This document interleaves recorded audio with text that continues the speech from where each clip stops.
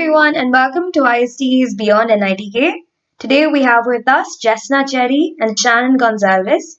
Jessina is working as a business intelligence and analytics consultant at Thorogood Associates, and Shannon is working as an analytic consultant at Wells Fargo. Hello, how are you both? Doing Hi, good. Anna. We're doing good. How are you? Good, going great.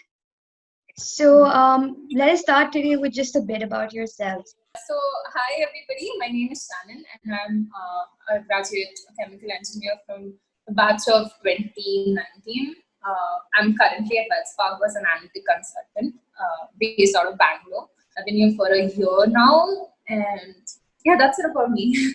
So I'm Jessina, and I was actually Shannon's classmate in college, which means I was also a chemical engineering graduate of the batch 2019. I currently work with Thorogood Associates, as Annette mentioned, as a business intelligence and analytics consultant.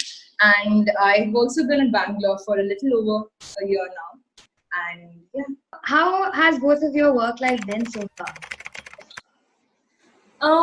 My work life has been everything I expected from my first job and more. I've met some incredible people. The learning curve has been fantastic. I can safely say that I've learned more in my 1 year of work than I did in my 4 years of college. NITK. But yeah, since I came from a chemical engineering background, I was a little worried that I'd be left behind when it comes to picking up new software. So the first 6 months of my work was focused more about, getting a better technical understanding of things and being more well-versed with software.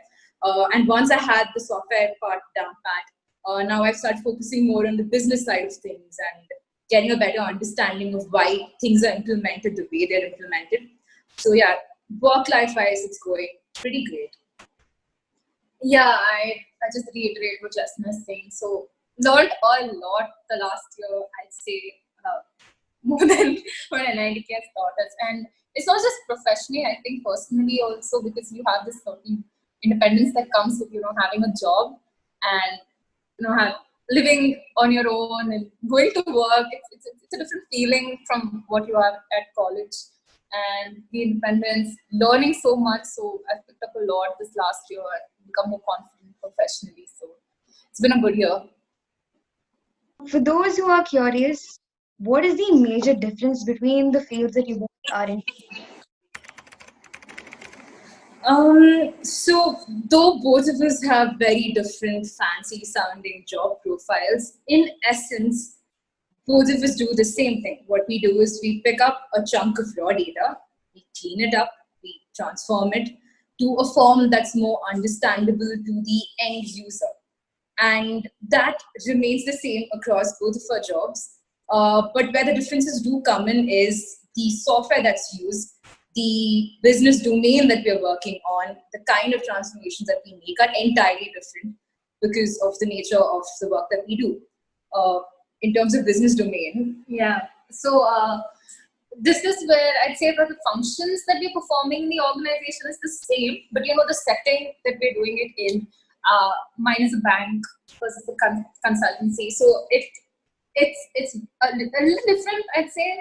Quite different. But though the process is the same, the domain that we're performing in it is completely different. So Shannon's domain has a lot to do with banking and risk analysis. And I work in a company that's a consultancy. So the kind of domain that I deal with depends entirely on my project and my client.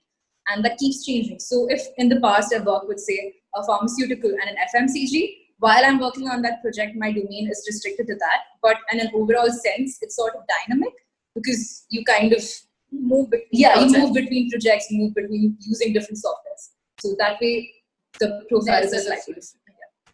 Coming from a chemical background, what attracted you both to analytics?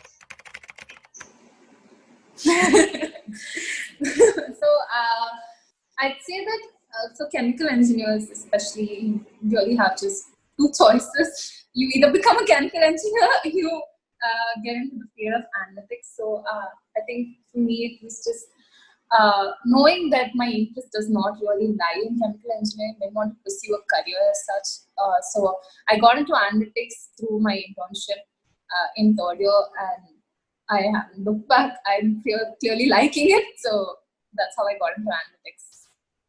It was actually quite similar for me as well. So throughout my life, whenever I had to make a major decision relating to my career, I relied on a foolproof method called the process of elimination, where I remove the options which I don't like and I take what's remaining. So that's actually how I picked chemical engineering as well. But somewhere midway through second year, I realized that chemical engineering was not really for me. I mean, it's a brilliant branch with a lot of opportunity, but I just couldn't picture myself doing it for the rest of my life. So ever since then, I've been on the lookout for alternate career opportunities. So I tried my hand at a couple of different things. And then I met a couple of seniors who were working in a business analytics or a data analytics role. And I thought that this is something that I could, give a shot. So it's not very hard to give it a shot because most of the companies that come for placements for chemical, as Shannon mentioned, it's either core chemical or it's analytics. So this was the one option that I had, and I gave it a shot. And I'm very happy I gave it a shot because I'm pretty happy with what I'm doing right now. So we both essentially sort of just chanced upon analytics. It's not something that we consciously chose. How did you each prepare yourselves to pursue this in college? Like I mentioned, we had not always known that we would pursue analytics in the future. So for me, at least, most of what I did was just trying to get an idea of the different things out there.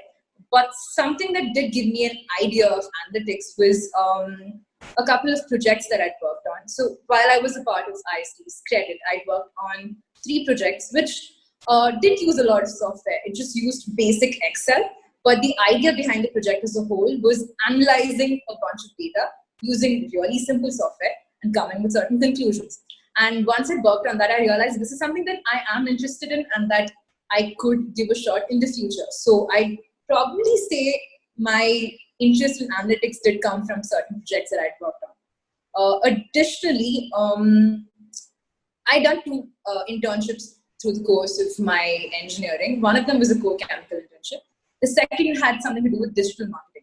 And even though the internship was related to digital marketing, I was working on social media marketing specifically for Facebook and for a particular startup. And we were supposed to come up with certain data sets that would increase the effectiveness of an ad on Facebook. And this essentially also dealt a bit with dealing with data that was already existing related to that particular topic, and then creating these advertising data sets. So I got a chance to delve with a slightly different kind of analytics in that internship, and that's probably what cemented this idea of giving analytics a shot. Yeah, so for me, I'd say the projects, especially the ones I did in credit, they really paved the way to analytics for me, because one of the projects I did was a predictive analysis of whether or not kirana stores are feasible in India with the up-and-coming supermarkets, and that really caught the eye of my interviewers. So during my internship interview, so I say that transition into analytics came from my credit projects. I also did a co-chemical internship, and then apart from that, I did one internship at Crompton. That was a marketing internship, but that's when I realized I really didn't want to get into marketing, so I eliminated that out as well. And then my third year internship was at Wells Fargo, so that's where I still am now. So yeah. Shannon, how did you secure an internship at Wells Fargo? So I just walk you through what happened in my year.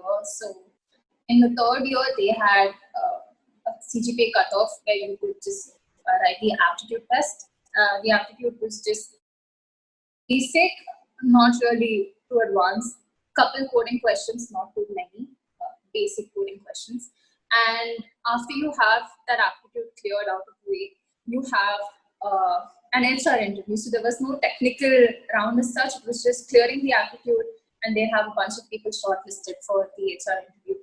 And during the HR interview, I really did not have any coding on my resume. I was just straight out of chemical engineering, and that's all I had. So, but the only thing that kept me afloat were those 2 credit projects. So that really shone. And the predictive analysis one, as I mentioned earlier. So the fact that I knew something about predictive analysis and I was just not a dummy to that area, I had some expertise with it, knowledge, not expertise. So I had some knowledge that's not completely unfamiliar with that. And also during the interview process, they're very helpful. They want you to arrive at the answer. So being receptive to those hints, showing an ability to, I'm going to pick this up. I have the ability to learn. So I think that's what pushed me through the interview to get an internship. Now, Jessina, how was your placement process for Thorogood? The first half of the placement process was pretty similar to how it is for all other companies. Start with a resume shortlist based. It was a CGPA cutoff. Then there was a written test, which was entirely aptitude. It was logical, verbal, quantitative reasoning. There was no coding to it at all. And the next round was a face-to-face interview. And this was entirely a resume-based interview. I hadn't made much progress in terms of coding at that point. The only coding that I learned was C programming in first year of engineering, which is really not saying much. So I didn't have much on my resume in terms of coding, but the interview was entirely based on my resume in terms of all the internships that I'd done, every project that I'd worked on, every position of leadership that I'd ever held in the past. It was a very thorough interview process. It was rather I wouldn't say non-technical. It was technical in a sense because it dealt with the projects, but it had nothing to do with coding. But I doubt that's the same for every other interview. The second part of the recruitment process was by far, the most interesting bit.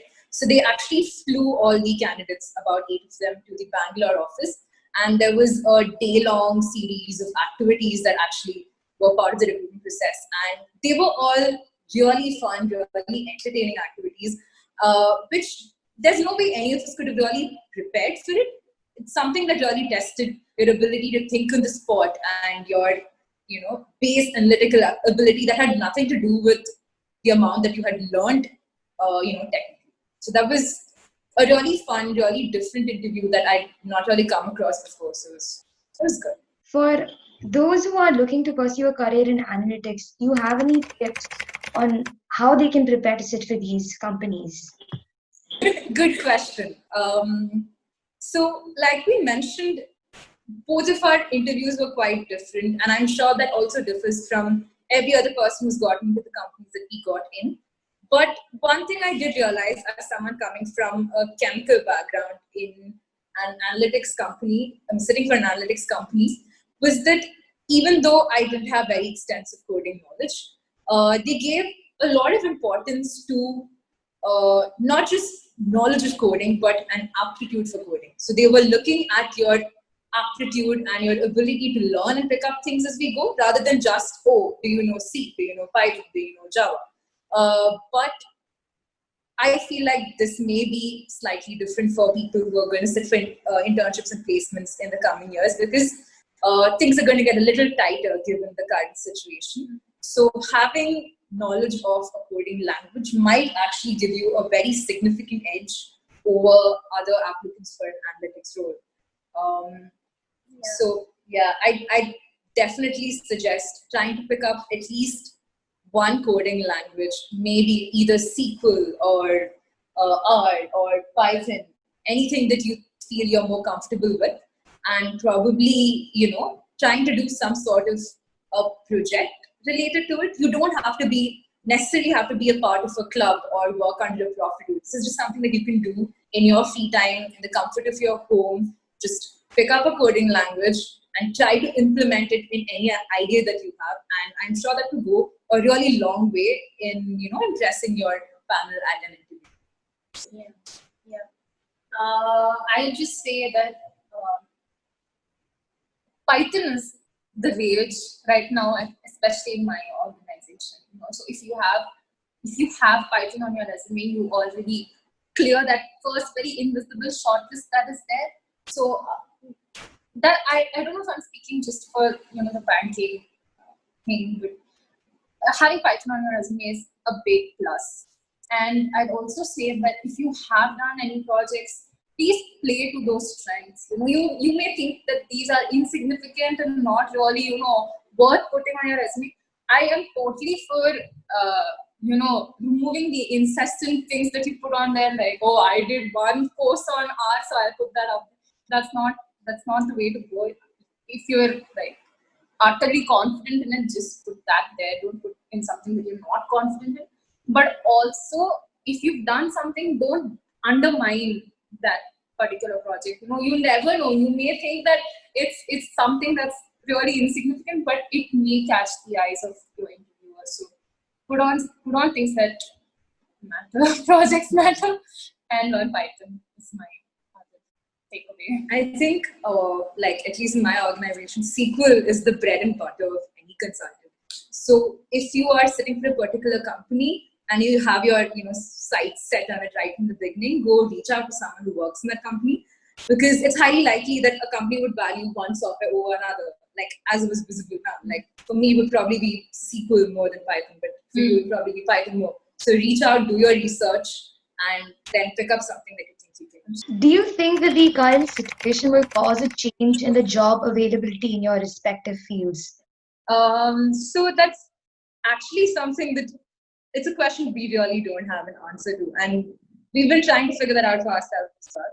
But one thing that we did notice is that for the field of analytics in specific, we both have been working from home for about 4 to 5 months now, and there hasn't really been a significant drop in productivity. If anything, there has been an increase in the kind of productivity of the work that we've been doing.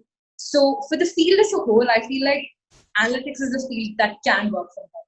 So it hasn't been impacted by the situation as much as, say, a manufacturing field that requires people to go into work and has been significantly impacted by the lockdown. But having said that, the economic slowdown has impacted all companies because, it's a market, and if a client is impacted, it's going to impact your company. So I feel like this is something that is a company as a whole specific, not just for analytics. Analytics though have been doing extremely well, but the company, due to their financial standpoint, they will look at recruiting or name or so on. But there have been no layoffs and pay cuts so far, at least in the analytics field as we've seen it. But I am sure there are a couple of companies that do have a lot of significant changes. It just varies. It's not something that can be confirmed at a field level. It's more company specific.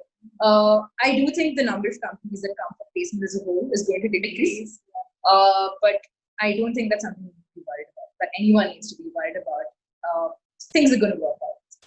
What are some of the upcoming things that students should look out for? So I'd like to answer that by saying the shift in my organization has been very strongly towards machine learning, NLP, AI, predictive modeling. It's going to be the future, at least for us.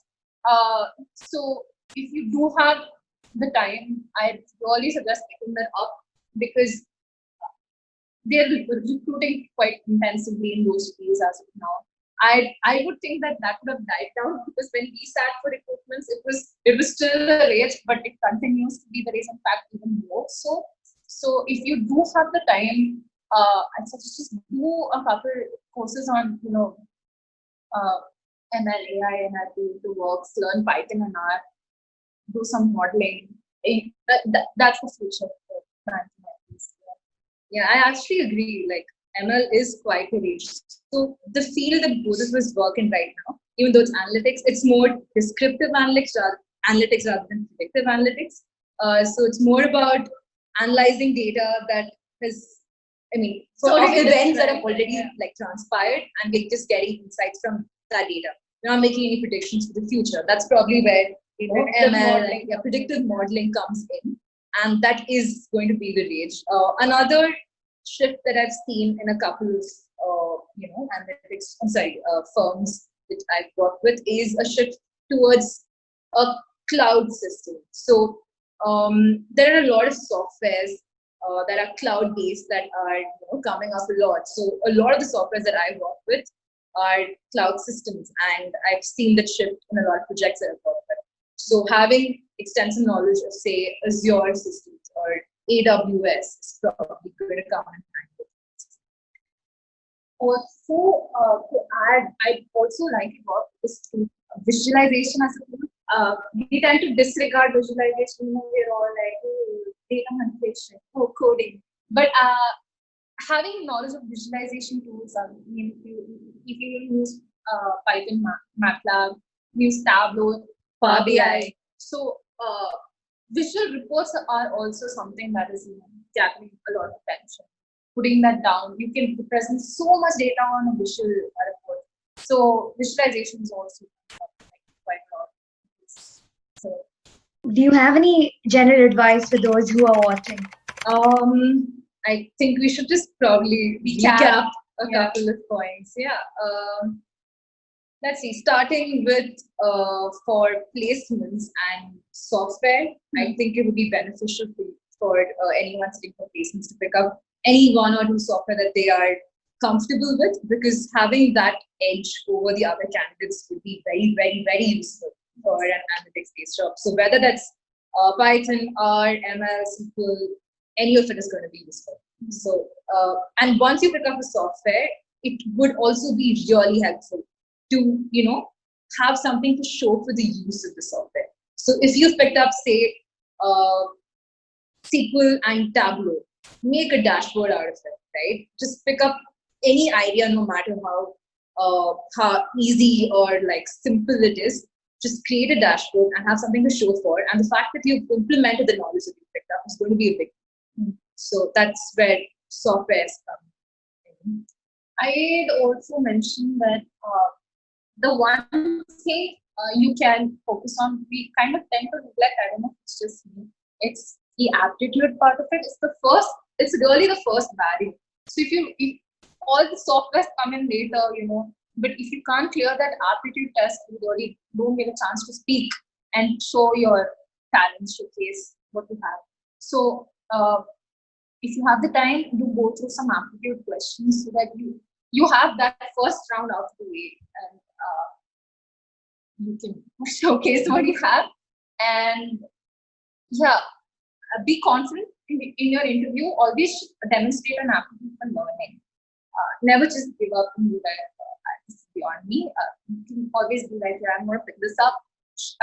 Be receptive during your interviews, because I think I mentioned this earlier, but the interviewers really want you to arrive at the answer. They want to see if you can arrive at the answer, if you have the potential to.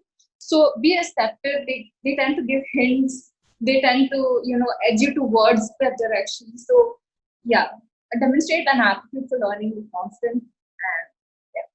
And another thing that I just realized is most placement tests, along with aptitude, for a lot of companies, there's also a core coding section. So there will be either one or two questions that you're required to attempt.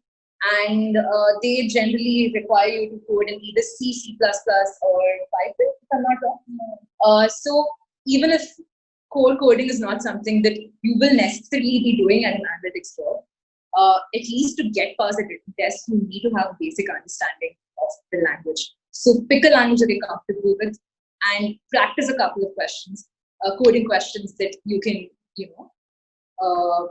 use to make sure that you have something to try and write in that internship test or placement test.